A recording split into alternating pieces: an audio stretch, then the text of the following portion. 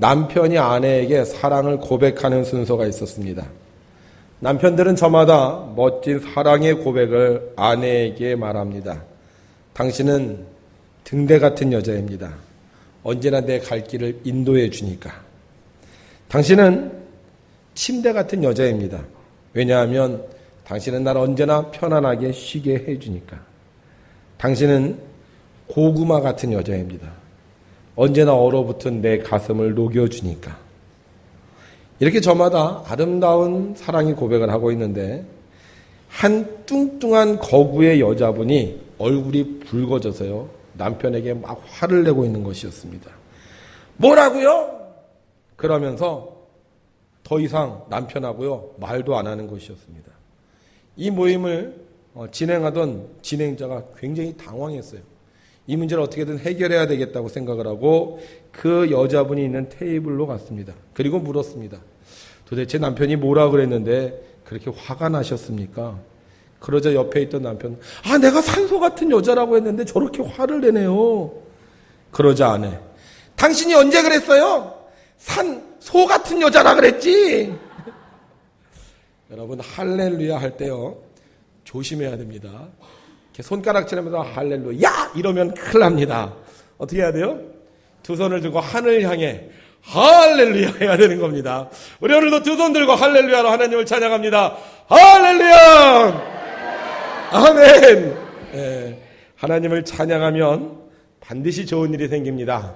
여러분들의 삶의 모든 악한 것들은 떠나가고 복된 일들이 가득하기를 주의 이름으로 축원합니다. 예수님께서 제자들을 데리고 가이사랴 빌립보 지방에 가셨습니다. 그리고 제자들에게 물으셨습니다. 사람들이 나를 누구라고 하느냐? 그러자 제자들이 말합니다. 어떤 사람은 예수님이 세례 요한이라고 합니다. 어떤 사람은 예수님이 엘리야라고 합니다. 어떤 사람은 예레미야나 선지자 중에 한 분이라고 합니다. 그러자 예수님께서 다시 제자들에게 묻습니다. 그럼 너희들은 나를 누구라 하느냐? 예수님 누구시지요? 나이가 30세, 미혼, 나사렛 출신, 아버지는 목수, 지금 자신들을 가르치고 있는 선생님, 기적과 능력을 베푸시는 분. 그렇죠? 그런데 질문을 할 때는요, 항상 그 질문에 듣고 싶은 답이 있습니다. 우리가 이것을 정답이라 그러는데 예수님께서 듣고 싶은 정답이 있어요. 뭐죠? 주는 그리스도시요 살아계신 하나님의 아들. 주님은 기름 부음 받은 왕이시고 주님은 살아계신 하나님과 같은 분이시다. 문제를 내었을 때 정답을 맞추는 사람, 정말 마음에 드는 사람입니다. 그런데 예수님의 제자 중에 한 사람이요, 이 정답을 맞췄습니다. 누가 맞췄습니까? 베드로였습니다. 베드로는 정확하게 주는 그리스도시요 살아계신 하나님의 아들이십니다 라고 이렇게 대답했습니다. 어떻게 베드로는 이렇게 정답을 맞힐 수 있었을까? 베드로가 공부를 열심히 했기 때문일까요? 예수님 따라다니면서 말씀을 들을 때마다 막 메모해서 적어두었다가 밤에 잠 안 자고 공부를 했어요. 그래서 정답을 맞힐 수가 있었던 것일까요? 아니면 어려서부터 신앙생활을 쭉 했어요. 그래서 들은 풍월이 있어서 질문을 들었을 때 즉각적으로 정답을 말할 수 있었을까요? 아니면 어젯밤 예수님의 신분증을 딱 봤는데 거기에 이렇게 쓰여져 있었어. 그리스도 하나님의 아들. 그래서 정답을 맞힐 수 있었을까요? 어떻게 베드로가 예수님이 그리스도시요 살아계신 하나님의 아들이라는 말을 정확하게 말할 수 있었을까요? 주님은 오늘 성경에서 이렇게 말씀하셨습니다. 이를 내게 알게 하니는 혈육이 아니요 하늘에 계신 나의 아버지께서 알려주셨다. 다시 말하면 이것을 너에게 알려준 분은 부모도 아니고 선생도 아니고 친구도 아니고 사람들이 아니라 이것을 너에게 알려준 분은 바로 하늘에 계신 하나님 아버지라는 거예요. 여러분, 하나님이 가르쳐 주셔야 됩니다. 우리 인생의 정답을 하나님이 가르쳐 주셔야 하는 거예요. 하나님이 가르쳐 주신 정답이야말로 축복을 받을 수 있는 것입니다. 저는 예수님의 이 말씀을 들으면서 한 가지 의아한 생각이 들었습니다.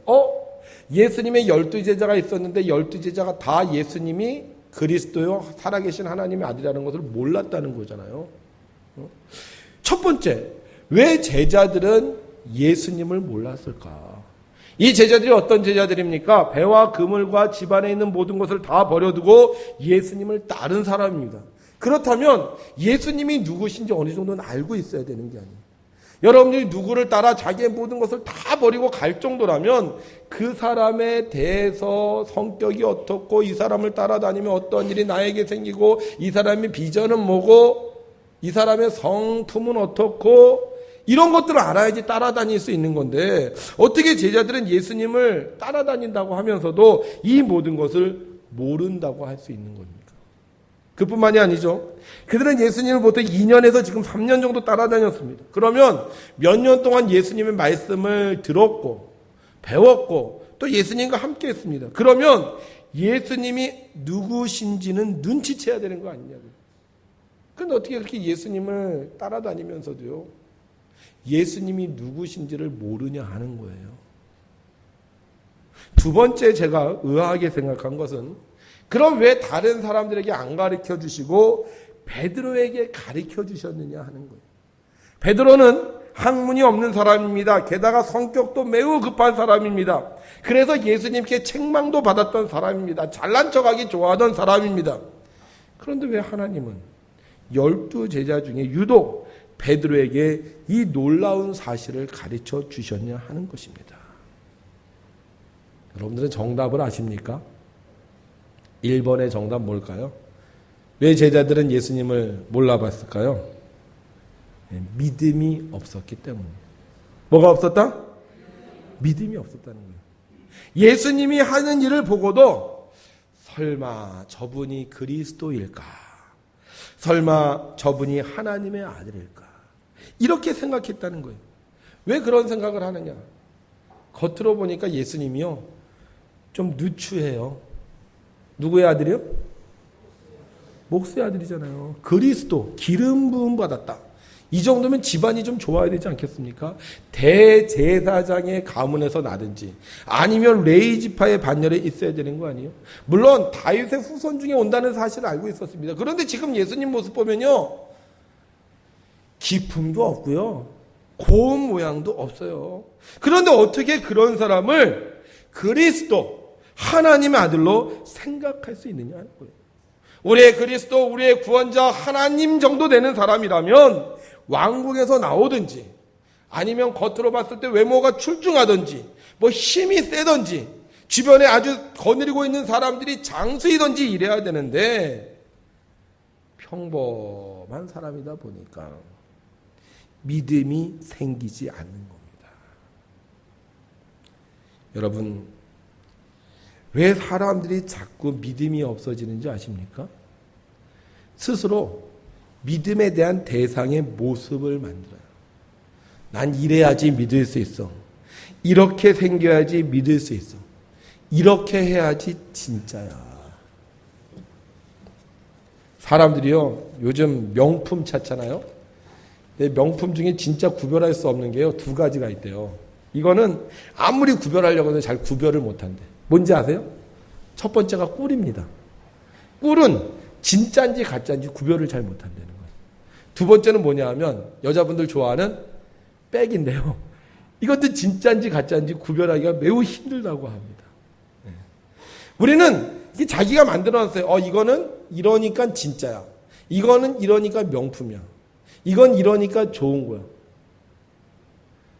옛날에는요, 우리의 믿음은 만들어지지 않았어요. 그냥 말씀이 전해지면 아멘 했습니다. 그냥 하나님의 말씀이라고 하면 순종했습니다. 그냥 그렇다고 하면 그렇게 믿었습니다. 근데 지금은요, 이미 만들어졌어요. 하나님의 아들은 이럴 거야. 그리스도는 이럴 거야. 어떻게 나사렛 같은 곳에서 선한 분이 날 수가 있어요? 어떻게 갈릴리에서 활동하시는 분이 하나님의 아들일 수가 있냐고요. 세리와 창녀 같은 사람들과 어울리는 사람을 어떻게 우리의 구원자라고 말할 수 있냐는 거예요. 마치 왕자가 겉옷 입고 왕자라고 하니까 믿는 사람 하나도 없는 것처럼 자기가 만들어 놓은 우상에 빠져서 믿음을 가질 수가 없는 것입니다. 제자들 예수님 따라다녔어요.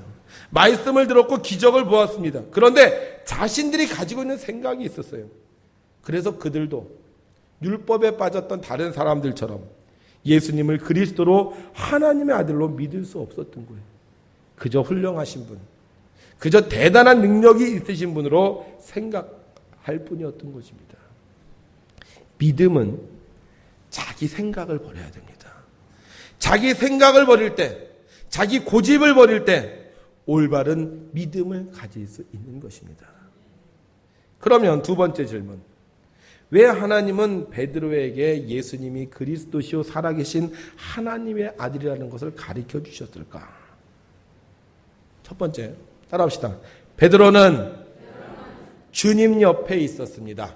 네, 베드로는 주님을 떠난 적이 없었습니다. 베드로는 주님을 잘 몰랐습니다. 그러나 그는 언제나 주님 옆에 있었습니다. 주는 그리스도시요 살아계신 하나님의 아들이라는 것을 몰라도 베드로는 주님과 늘 동행했습니다. 왜 베드로는 늘 주님 옆에 있었느냐? 베드로에게 있어서요, 예수님이 최고였기 때문이었어요. 베드로가 주님을 부르는 장면이 있습니다. 다른 사람들은 예수님을 부를 때 라보니, 랍비여, 선생님이라고 부릅니다. 다른 사람들은 예수님을 부를 때 부르지 않고 그냥 말을 합니다.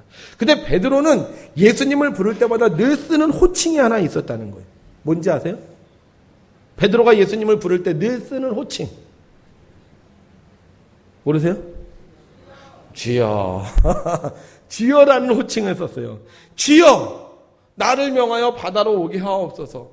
주여. 이렇게 그는 늘 주님을 주여라고 불렀습니다. 다시 말하면 당신이 나의 주인이십니다. 당신이 나의 대장이십니다. 당신이 나의 명령자이십니다. 그러니까 주님 곁에 늘 있는 거예요. 사람이요, 선물을 주려면 누구에게 주고 싶겠습니까? 옆에 있는 사람에게 주고 싶지 않으세요? 멀리 떨어져 있는 사람, 저기 멀리서 구경하고 있는 사람에게 주고 싶은 것이 아니라 바로 내 옆에 늘 나와 함께 하고 있는 사람에게 주고 싶은 게 사람의 마음인 겁니다. 믿음은 선물입니다. 그런데 그 선물은 누가 받느냐? 바로 주님 옆에 있는 사람에게 주어지는 것입니다. 베드로는 자기의 모든 것을 버려두고 주님을 따랐습니다. 그리고 그는 늘 주님과 함께 있었습니다. 주님이 나의 대장이시기에, 주님이 나의 주인이시기에, 주님이 나의 명령자이시기에 그는 주님 옆에 늘 있었기에 주님은 그에게 놀라운 믿음을 선물로 주셨습니다. 두 번째, 왜 베드로가 이러한 믿음을 얻게 되느냐? 따라합시다. 말하는 사람이었다. 말하는 사람이었어요. 사람이 왜 말이 많을까요? 성격이 원래 말이 많은 사람이었어요? 여러분, 친하고 싶은 사람하고 말을 많이 합니까? 아니면 싫은 사람하고 말을 많이 합니까? 친하고 싶은 사람하고 말을 많이 해요. 내가 말이 없더라도요, 내가 좀 관심이 있으면 어떻게 해요? 가서 말을 걸죠. 예. 관심이 없으면요, 말을 걸지 않습니다. 사람이 좀 관계를 발전시키고 싶고, 좀 인정받고 싶고, 좀 저 사람과 가까워지고 싶으면요, 말을 하는 거예요. 우리 이런 말 있잖아요. 용감한 자가 미인을 얻는다. 이 얘기는 뭐예요? 용감한 자가 가서 말해야 된다는 거예요. 좋으면 침묵하면 안 돼요. 좋으면 나는 당신을 사랑합니다. 나는 당신을 좋아합니다. 나는 당신과 함께 살고 싶습니다. 이렇게 말해야 된다는 거예요. 갑돌이와 갑순이가 사랑했습니까? 안 했습니까? 사랑했어요. 근데 겉으로는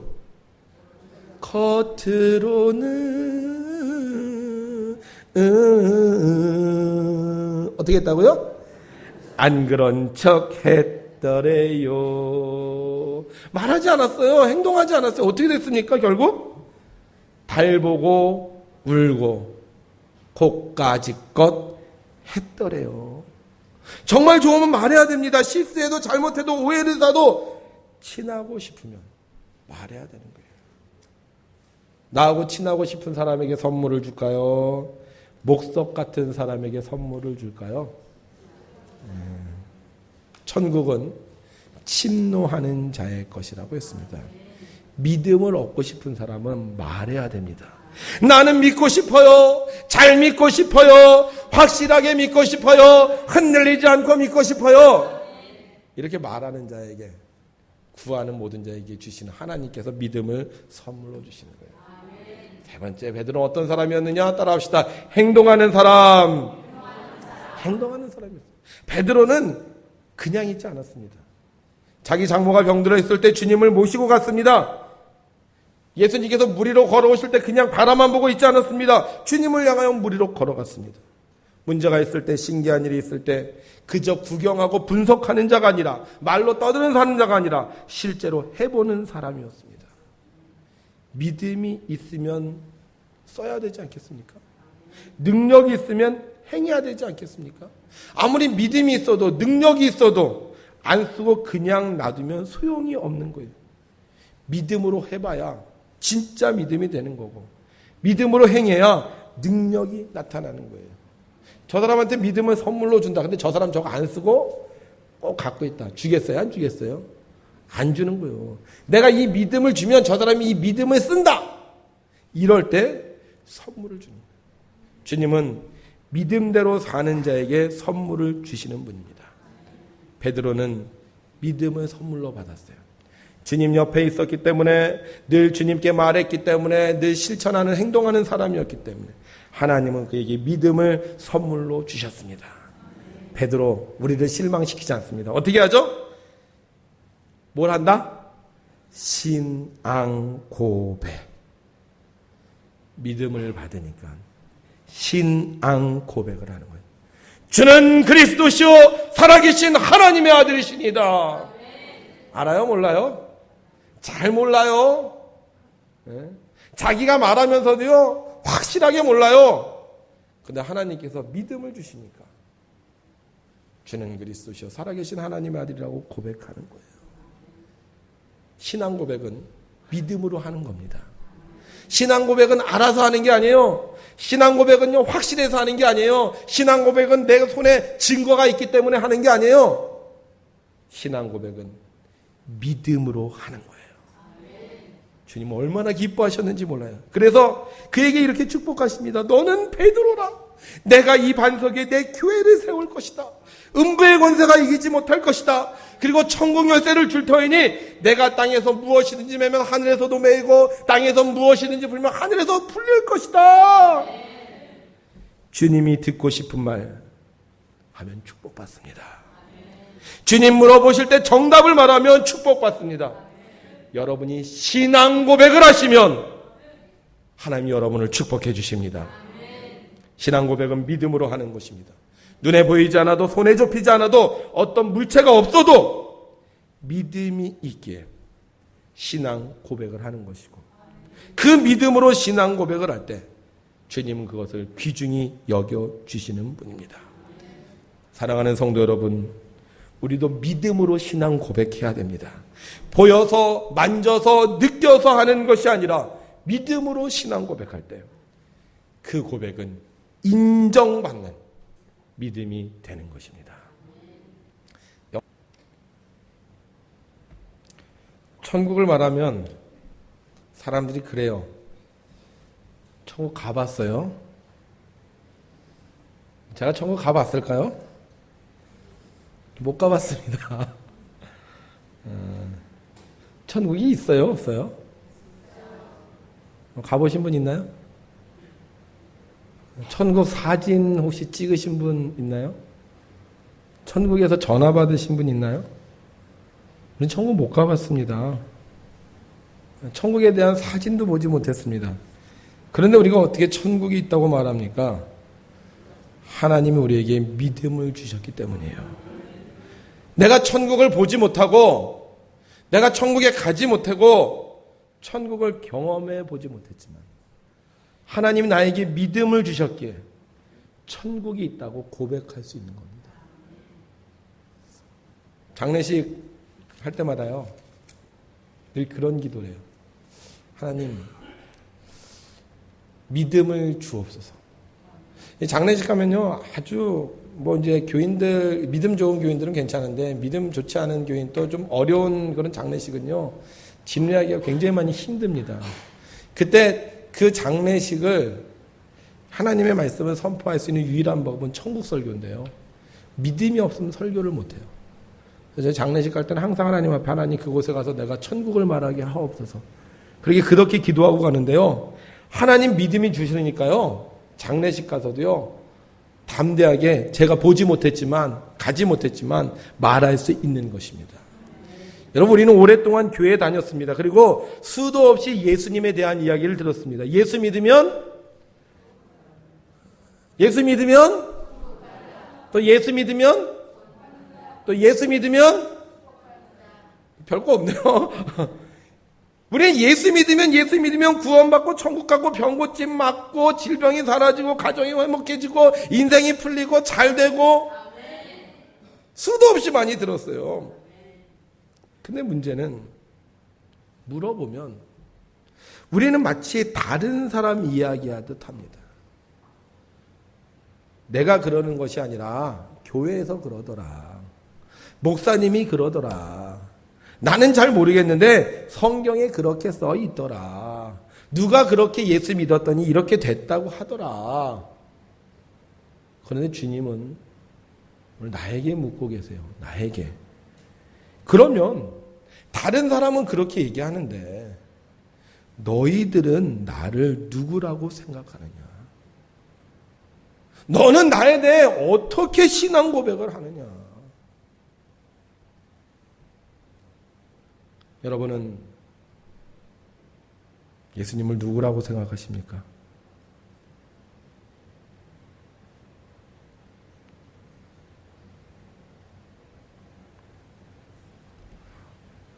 정말 예수님이 여러분을 구원하신다고 믿으십니까? 예수님 믿으면 지금 아무리 힘들고 어려워도 천국에 간다고 믿으십니까? 그런데 왜 걱정하십니까? 근데 왜 염려하십니까? 그런데 왜 슬퍼하시고 왜 두려워하십니까? 주님이 계신데 천국이 있는데 우리가 믿는다면 두려워하지 말고 담대히 고백해야 됩니다. 예수님이 구원해 주십니다. 예수 믿으면 천국 갑니다. 믿음으로 신앙 고백할 수 있어야 하는 것입니다. 다른 사람이 뭐라 그래도 야, 너 보면 야 예수님 없는 것 같다. 이렇게 핀잔을 들어도 너나 잘 믿어라 이렇게 얘기해도 믿음이 있으면 우리는 담대하게 신앙 고백할 수 있어야 합니다. 어떻게 하면 믿음이 생긴다 그랬죠? 어떻게 하면 따라합시다. 옆에 있어야 합니다. 네, 누구 옆에 있어야 된다고요? 네, 주님 옆에 있어야 돼요. 주님 옆에 있는 게 뭡니까? 교회 생활이에요. 신앙생활은 교회 생활입니다. 포도나무에 가지가 붙어 있으면 지금은 말라 있어도요. 지금은 별 볼 일 없어도요. 열매가 나옵니다. 근데 떨어져 나가면 어떻게 돼요? 아무리 튼실하고 아무리 좋아 보여도요. 결국 말라 죽고 마는 거예요. 우리가 정말 하나님께서 주시는 믿음을 선물로 받기 원한다면 붙어 있어야 돼요. 옆에 있어야 돼요. 신앙생활, 교회생활 잘해야 됩니다. 저희 집 냉장고에는 연초에 제가 우리 교인들의 명단을 나이별로 이렇게 쭉 적어놓은 게 있어요. 나이별로 쭉 적어놓은 거. 그래서 늘 밥을 먹을 때마다 제가 이제 그 사람들의 명단을 쭉 봅니다. 근데 한 가지 놀라운 걸 한 가지 깨달았어요. 그건 뭐냐면 그 나이별로 이제 선교회 활동을 했는데 선교회 활동을 하는 사람은 제가 파란색을 치고요. 선교회 활동을 안 하는 사람은 그냥 검은색을 내버려뒀어요. 놀라운 건 파란색을 친 사람은 여전히 지금도 신앙생활을 잘하고 있다는 거예요. 그런데 까만색을 쳤던 사람들 없어요. 믿음이 있으면 하나님께서 믿음을 주시면 교회 생활이 즐거워집니다. 자꾸 예배에 붙어 있어요. 주일날 예배 붙어 있고, 오후 예배 붙어 있고, 수요 예배 붙어 있고, 금요속회 붙어 있고, 심야기도 붙어 있고, 새벽 예배 붙어 있고, 선교에 붙어 있는데 믿음이 없어지면 하나씩 떨어져 나가기 시작하죠. 금요일 예배 떨어져 나가고, 수요일 예배 떨어져 나가고, 주일 오후 예배 떨어져 나가고, 주일 낮 예배 그나마 겨우겨우 드리다가 결국 어떻게 돼요? 떨어져 나가는. 믿음이 사라져버려요. 여러분들이 신앙 고백할 수 있는 믿음을 얻으려면 어떻게 해야 된다고요? 옆에 있어야 돼요. 주님 옆에 있어야 돼요. 예배 잘 드려야 됩니다. 오늘도 이 시간 세상에 있지 아니하고 이 자리에 오신 분들, 하나님께서 여러분들에게 믿음을 선물로 주시는 줄로 믿습니다. 두 번째, 어떻게 해야지 우리가 믿음을 선물로 받으냐? 따라합시다. 말해야 한다. 따라합시다. 나는 그리스도인이다. 나는 예수 잘 믿는 사람이다. 자꾸 말해야 되는 거예요. 사람은 말의 열매를 먹고 산다 그러잖아요. 아유, 나는 신앙생활 개떡같이 해. 이런 사람은 개떡같이 하는 거예요. 나는 신앙생활 잘하는 사람이야. 나는 믿음이 좋은 사람이야. 나는 하나님 믿는 사람이야. 이렇게 말할 때 어떻게 돼요? 하나님이 선물로 주시는 거예요. 우리 어느 이제 속장님이 했어요. 신앙 고백하는 방법을 쭉 물었더니만, 예수님 사랑합니다를 하루에 3번 하겠다 그러더라고. 어느 속회죠? 예수님 다니엘 속 예수님은 사랑합니다 하루에 3번씩 말하겠대. 신앙 고백. 다니엘 속만 시작.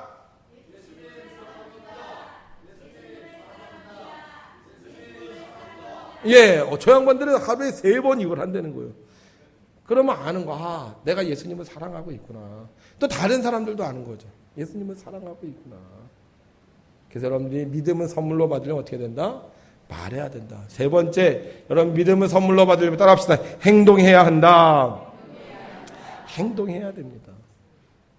행함이 없는 믿음은 죽은 믿음이에요. 여러분들이 하나님께서 주시는 말씀을 믿음으로 받아들이고 그 말씀을 행동할 때 하나님은 놀라운 기적의 역사를 일으켜 주시는 거예요. 충북연의 평신도 수련회 문물물에 빠진 사람 갔다 오라 그랬는데 갔다 오셨죠? 하나님 구원하실 줄로 믿습니다. 저도 갔다 왔는데 갑자기 오늘 이렇게 설교를 하는데 은혜가 충만한 것 같아요. 가서 뭘 어떻게 했는지 잘 모르겠어요. 뭘 먹었는지 모르겠습니다. 근데 하나님이 은혜를 선물로 주시면 나도 모르지만 나도 말하는 것처럼요. 나도 신앙 고백을 하는 내 삶에 반드시 변화가 있습니다. 그래서 여러분들이 하나님의 말씀이 임할 때마다 행동하면 하나님께서 여러분들에게 믿음을 선물로 주시는 줄로 믿습니다.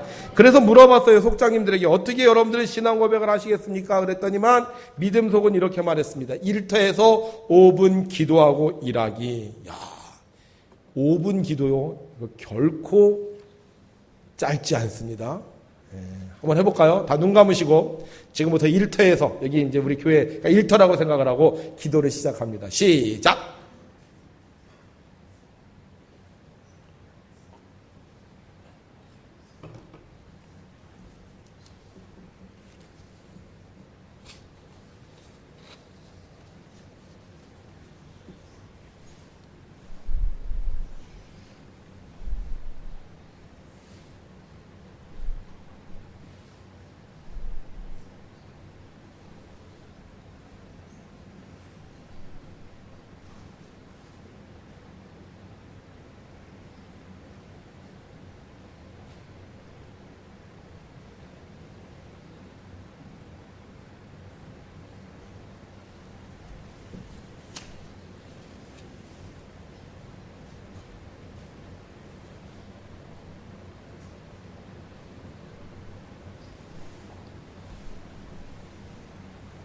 자, 그만 눈 떠보세요. 얼만큼 기도한 것 같아요? 몇 분 기도한 것 같아요, 지금? 지금 몇 분 정도 기도하신 것 같아요? 3분이요? 2분? 지금 1분 기도했어요, 1분. 꽤 길죠? 1분 기도. 그러니까 여러분들이 일터에서 5분을 기도할 수 있다. 와, 그 대단한 신앙 고백입니다. 믿음 속, 믿음대로 될지어다.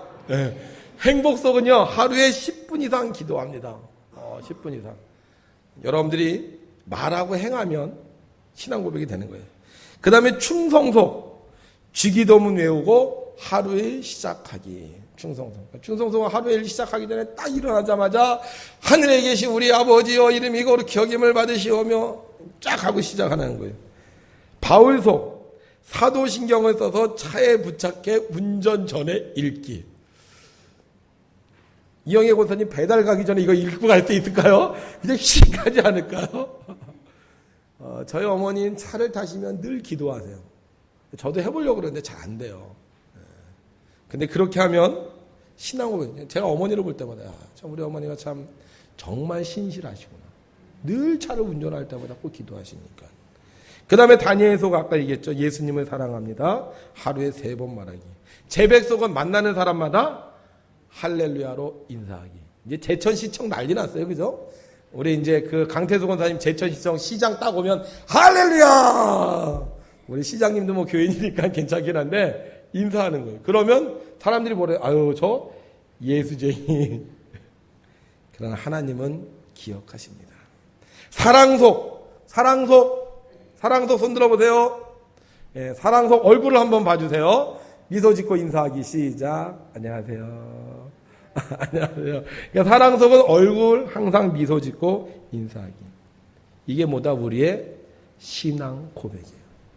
여러분, 신앙 고백은 마음속에만 갖고 있는 게 아닙니다. 6.25 때 믿음의 선조들은 총칼 앞에서 자기의 신앙을 고백했습니다. 그분의 순교자적 신앙이 있었기에 하나님은 우리나라를 이렇게 축복해 주셨어요.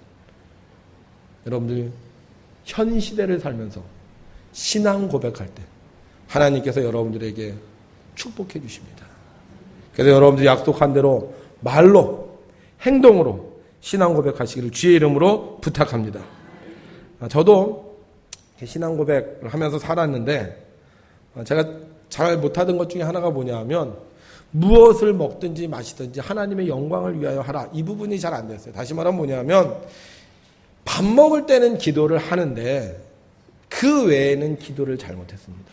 뭐 과일을 먹는다든지 주스를 마신다든지 커피를 마신다든지 이럴 땐 기도가 참 안 됐어요. 그래서 고민이 됐습니다. 나도 뭘 먹든지 이렇게 기도를 좀 해야 되겠는데 고민이 됐어요. 그래서 하나님께 기도했어요. 하나님, 저도 무엇을 먹든지 마시든지 기도할 수 있게 해주세요. 그래서 기도를 했습니다. 그런데 어느 날 제가 이제 대학교 가서 저희 고등학교 모임이 있었어요. 모임이. 제가 이제 19기거든요. 고등학교 제가 중창단 블루스카이라는 중창단의 19기인데 1기부터 19기까지 쫙 모였습니다. 고용수 씨가 저희 선배예요. 예. 그래서 쫙 모였어요. 이제 선배님들 모여서 다 이렇게 음식 쫙 차려놓고 소주도 쫙 있고 이렇게 하다가 이제 1기 선배님 물어보는 거예요.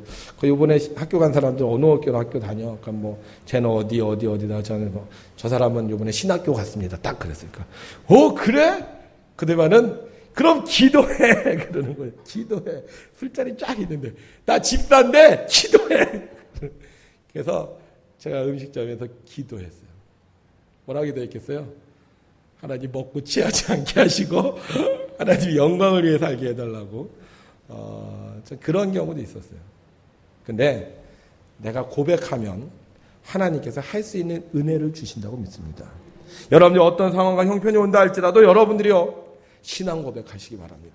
내가 하나님을 믿으면 내가 아직 확실하지 않지만 내가 아직 손에 붙잡은 거 없지만 내가 아직 체험한 거 없지만 믿음으로 신앙 고백하면 하나님은 그의 믿음을 칭찬하시고 축복해 주십니다. 여러분들이 신앙 고백하는 그 자리에 음부의 권세가 임하지 못하고 여러분들이 그곳에서 매면 하늘에서도 매이고 그곳에서 풀면 하늘에서 풀리는 역사가 일어날 줄로 믿습니다. 그래서 이 한 주간 살면서요 꼭 신앙 고백하시기 바랍니다. 여러분들이 약속하는 거 신앙 고백하셔도 좋고요. 여러분들 차에다가 십자가를 걸고 신앙 고백을 하시는 것도 좋고 집에다 교패를 붙이고 신앙 고백하는 것도 좋고 뭘 먹든지 저처럼 신앙 고백을 꼭 기도로 하시는 것도 좋고요. 또 여러분들이 사람을 만났을 때 예수 믿으세요라고 말하는 전도의 신앙 고백을 해도 좋고요. 그래서 정말 여러분들이 예수 믿는 사람이라는 것을 신앙 고백할 때 하나님이 여러분들에게 베드로와 같은 놀라운 축복을 허락해 주실 줄로 믿습니다. 그러나 여러분들이 세상을 살면서 이 평안한 시대, 이 축복의 시대, 하나님을 신앙 고백하지 않는다면, 믿음을 신앙 고백하지 않는다면 하나님 우리를 모른다 하실 수도 있습니다. 여러분들이 하나님께 신앙 고백하지 않는다면 하나님께서 이 나라를 버리실 수도 있습니다. 여러분들이 어느 곳에 있든지, 누구를 만나든지, 무엇을 먹든지, 무엇을 하든지 꼭 신앙 고백하셔서 여러분들이 있는 곳이 천국이 되고 우리 대한민국이 하나님의 나라가 되고 여러분들의 기도가 이루어지는 복을 누리시기를 주의 이름으로 축원합니다. 기도하겠습니다. 하나님 아버지, 대한민국을 선택하셔서 믿음을 주시고 많은 믿음의 선조들이 올바른 신앙 고백을 하여 우리나라가 축복된 삶을 살 수 있도록 허락하여 주셨음을 감사드립니다. 그러나 우리는 옛 선조의 믿음에 비하여 너무도 부족하여 사람들과의 관계 때문에, 내 일신상의 평안 때문에, 내 이득 때문에 신앙 고백을 하지 못하고 살 때도 있었습니다. 그런 우리들을 예수님의 보혈로 용서하여 주시고 이제 올바른 신앙 고백을 할 수 있는 그리스도인들이 되게 하여 주시옵소서. 가정에서, 일터에서, 직장에서, 농토에서, 사람들과의 만남 속에서 예수 믿으면 구원받는다고 말하게 하시고 예수 믿으면 천국 간다고 선포하게 하여 주셔서 우리들이 있는 곳 주님이 함께 하시는 거룩한 땅이 되게 하여 주시옵소서. 혹시 저들에게 음부의 권세가 미쳤습니까? 저들에게 삶의 고난이 있습니까? 저들의 문제가 해결되지 않고 있습니까? 신앙 고백하게 하셔서 저들이 믿는 하나님께서 어떻게 그곳을 바꾸어 가시는지 경험하게 하여 주시옵소서. 가난한 곳이 풍부해지게 하시고 낮은 곳이 높아지게 하시며 병든 것이 나음을 얻게 하시며 쓰러진 것이 세워지게 하여 주셔서 우리의 신앙 고백대로 구원자 예수 그리스도를, 하나님의 아들 예수님을 우리들이 만날 수 있도록 도와주시옵소서. 오늘도 이 자리에 함께 계시며 우리의 기도와 간구를 들어주시는 예수님의 이름으로 기도하옵나이다. 아멘.